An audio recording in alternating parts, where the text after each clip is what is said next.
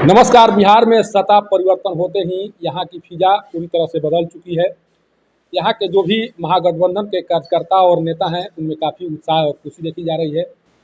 लोगों में उत्साह इस बात को लेकर है कि सत्ता परिवर्तन होते ही विकास की जो रफ्तार है वो तेज होगी, और इसी उम्मीद से लगातार कार्यकर्ता काम कर रहे हैं, उनके मंत्री कार्य कर रहे हैं, और जो निर्देश मिल रहा है, चाहे वो मुख्यमंत्री नीतीश कुमार जी का हो या डिप्टी सीएम तेजस्वी प्रसाद यादव जी का, उस पर कार्यकर्ता अमल कर रहे हैं। हम लोग अभी सासाराम के अतिथि गृह में हैं यहाँ पर, और यहाँ पर अभी मंत्री जी आने वाले हैं। जो पंचायती राज मंत्री मुरारी प्रसाद गौतम जी है, उनका आगमन होने वाला है। उनसे पहले यहाँ पर बड़ी संख्या में जो कार्यकर्ता हैं, महागठबंधन के कार्यकर्ता हैं, वो पहुँचे हुए हैं। हमारे साथ एक वरीय कांग्रेसी नेता राम अवतार राय जी हैं। चूँकि ये बारीकी से राजनीति पर नज़र रखते हैं और जो कुछ बदलाव हुआ है बिहार में, उसको लेकर ये बहुत कुछ अनुभव भी कर रहे हैं। इन्हें लग रहा है कि अब बिहार का जो विकास है वो तेज़ी से होगा, और इसी उम्मीद से ये कार्य भी कर रहे हैं। राम अवतार राय जी, एक चीज़ बताइए, लोग कह रहे हैं कि जो इन्हें खुशी मिली है वो खुशी बहुत दिनों तक बरकरार नहीं रह पाएगी, कारण कि नीतीश कुमार के बारे में सब लोग जानते हैं। आपको भी लगता है कि ये खुशी बहुत दिन तक बरकरार नहीं रहेगी? नहीं, ऐसा क्यों? ऐसा कोई कारण नहीं है। नीतीश जी ने जब एनडीए को छोड़ कर आया है तो उन पर भरोसा करना चाहिए। और नीतीश जी पूरे देश में विपक्ष को एक करने की बात कर रहे हैं, वो कहीं प्रधानमंत्री के उम्मीदवार होने की बात नहीं कर रहे हैं। अगर ईमानदारी से नीतीश कुमार जी पूरे देश में विपक्ष को एक करने का प्रयास कर रहे हैं तो ये महागठबंधन के लिए खुशी की बात है, और पूरे देश के लिए खुशी की बात है कि जो पूरे देश में 8 बरस से एक फरेब झूठ का शासन चल रहा है उसका अंत करने में प्रयास कर रहे हैं। और सबको लेके एक साथ अगर एक महागठबंधन राष्ट्रीय स्तर पर बनाने का प्रयास नीतीश कुमार जी कर रहे हैं तो नीतीश जी बधाई के पात्र हैं। और पूरा जो शेष कार्यकाल बचा है वो पूरा अपना कार्यकाल ये महागठबंधन की सरकार पूरा करेगी। अच्छा, जो कार्य नीतीश कुमार जी के द्वारा किया जा रहा है उसके पीछे का उद्देश्य ये बताया जा रहा है कि उनका मकसद प्रधानमंत्री बनना है। कांग्रेस एक बहुत बड़ी पार्टी है, भारत जोड़ो अभियान शुरू कर दिया गया है। क्या लग रहा है जो अभियान शुरू किए हैं नीतीश कुमार जी, जो शुरू किए हैं, उस अभियान को सहयोग, उस अभियान का समर्थन कांग्रेस पार्टी के द्वारा किया जाएगा? देखिए, निश्चित तौर पर जब नीतीश जी स्वयं अपना बयान दे चुके हैं कि हम प्रधानमंत्री के उम्मीदवार नहीं हैं, और चूंकि चुनाव 2024 में है तो सभी लोग अपने अपने स्तर से बीजेपी के सरकार को गिराने के या हराने के प्रयास में लगे हुए हैं। नीतीश जी सभी को एक करने के प्रयास में लगे हैं। राहुल जी पूरे देश में भारत जोड़ो यात्रा लेकर निकले हुए हैं। तो सबका अपना अपना रोल है इसमें, और उस अपने रोल में नीतीश जी हैं। नीतीश जी तो कहीं नहीं कह रहे हैं, या नीतीश जी के पार्टी के जो राष्ट्रीय अध्यक्ष हैं वो कहीं नहीं कह रहे हैं कि हम नीतीश जी प्रधानमंत्री के उम्मीदवार हैं। अगर सबको ले दे के और नेतृत्व जान लीजिए, लोकतंत्र में सांसद अपना नेता चुनता है। पहले से हमारा किसी को उम्मीदवार बनाने का अधिकार नहीं है कि कौन प्रधानमंत्री बनेगा। ये जब जीत के 554 लोकसभा में से आएंगे वो अपना सदन में नेता चुनेंगे कि कौन प्रधानमंत्री होगा। तो पहले इस पर बहस करना तो बेकार बात है। क्या लग रहा है 2024 फतह कर पाएंगे आप लोग? निश्चित तौर पर जैसा माहौल है उसमें तो कहीं शंका नहीं है। अब देखिए, विपक्ष के साथ मीडिया आप लोग रहते हैं। राहुल जी ने कह दिया कि मीडिया आज विपक्ष के साथ नहीं है, व्यवस्थाएं विपक्ष के खिलाफ है। अब जनता के बीच सीधे राहुल गांधी निकल चुके हैं, और आप देख रहे हैं कि 3500 किलोमीटर पैदल चलना कोई मामूली बात नहीं है, और 150 दिन 5 महीना लगातार जनता के बीच में रहना, आज तक तो कोई नेता ऐसा काम नहीं किया, और राहुल गांधी ये करके दिखा रहे हैं। तो फिर उम्मीद तो हर आदमी को है कि 2024 में महागठबंधन राष्ट्रीय स्तर पर फतह करेगा, इसमें कोई दो राय नहीं है। देखिए, उम्मीदों पर दुनिया कायम है और ये उम्मीद जता रहे हैं। हालांकि अब आसान काम हो गया है मीडिया को टारगेट करना। हालांकि कुछ मीडिया वाले ऐसा भी कर भी रहे हैं जिस कारण से उन पर छीटाकशी हो रही है।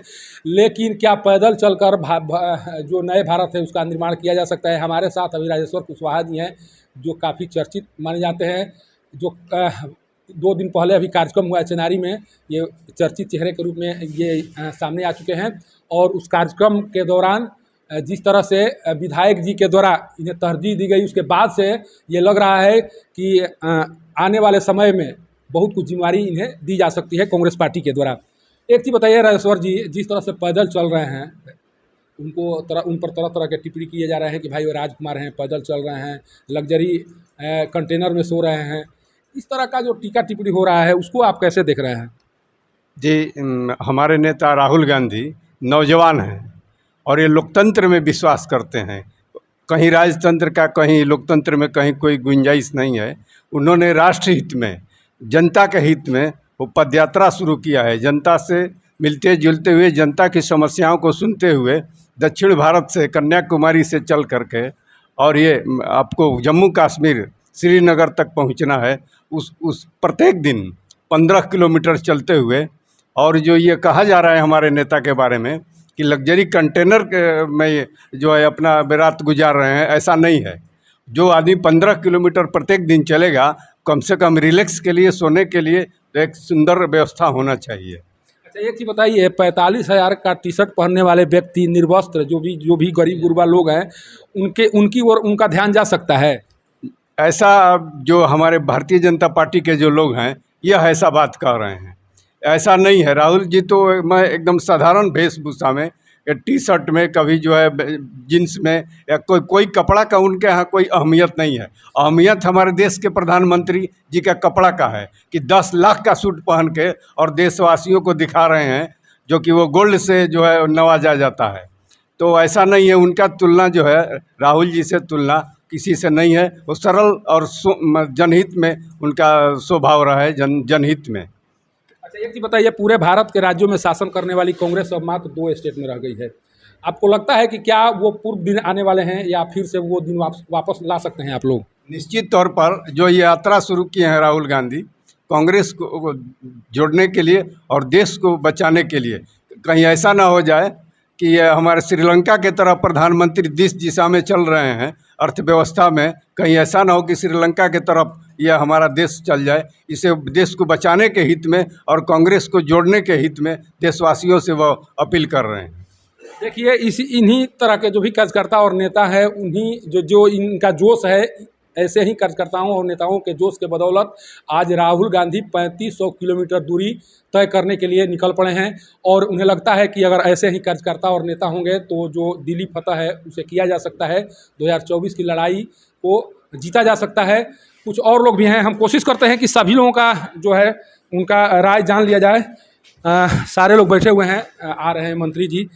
एक चीज़ बताइए, आप भी शायद किस पार्टी से जुड़े हुए हैं? जी, हम पार्टी से नहीं हैं। हम करगहर प्रखंड के रीवा पैक्स के अध्यक्ष हैं और हम लोग मंत्री जी से कुछ अपना काम के बारे में बात करने आए हुए हैं। और हम लोगों का ये है कि सरकार किसी पार्टी का बने, हम सुरक्षित रहें, राज्य सुरक्षित रहे, देश सुरक्षित रहे, यही हम लोगों का माने अपना मांग रहेगा। या एनडीए के शासनकाल में भी आप कार्य किए होंगे। अब लगभग 1 महीना हो गया जो अभी महागठबंधन की सरकार है उसमें भी काम कर रहे हैं। दोनों में क्या फ़र्क महसूस कर रहे हैं आप? नहीं, अभी तो थोड़े दिन की ये सरकार है, लेकिन इसमें हम लोगों को काम करने का अभी तो शुरुआत अभी चलेगा। हम लोग धान का खरीदारी भी कर रहे हैं, सरकार का आदेश है। माननीय मुख्यमंत्री जी तो एक ही हैं और उनका जो है कहीं से अभी तो शिकवा शिकायत हम लोगों के लिए या किसी के लिए नहीं है, तो इसके लिए हम क्या कह सकते हैं। अच्छा, पैक्सों पर डिफ़ॉल्टर होने का आरोप लगता है। हमेशा पैक्स डिफ़ॉल्टर होते रहते हैं, किसानों के साथ उनका जो कारनामा है वो सामने आते रहता है।